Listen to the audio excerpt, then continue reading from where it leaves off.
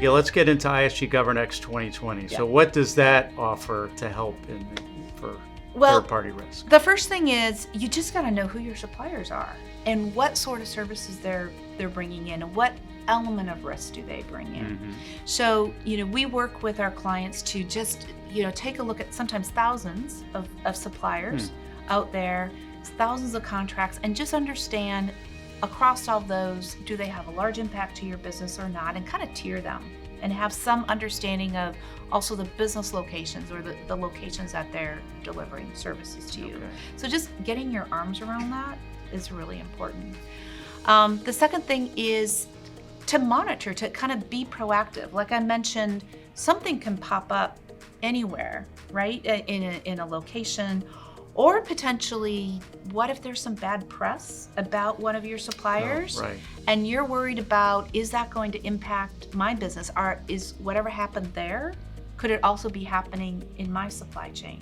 So you need to really monitor what's happening out there with your providers or within the locations that you do business.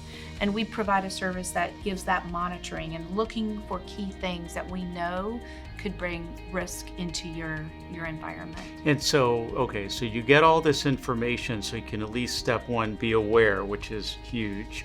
How much is then cutting it off at the pass and preventing anything major happening, or just knowing and being able to mitigate, just given the situation, it still might be a serious issue to deal with?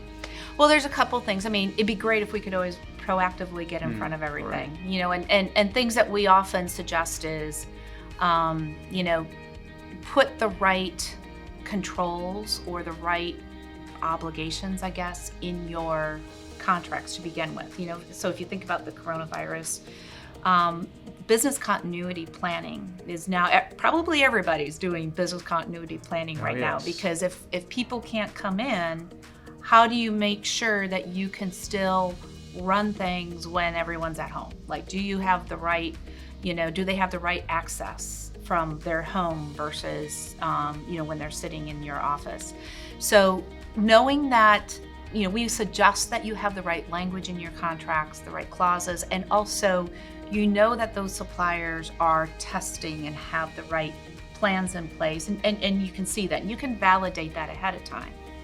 Now, after the fact, though, that doesn't mean you can't now start to work with your providers. And if everything's not there, and I'm sure that's the case because we're learning, right? We're all learning from this situation.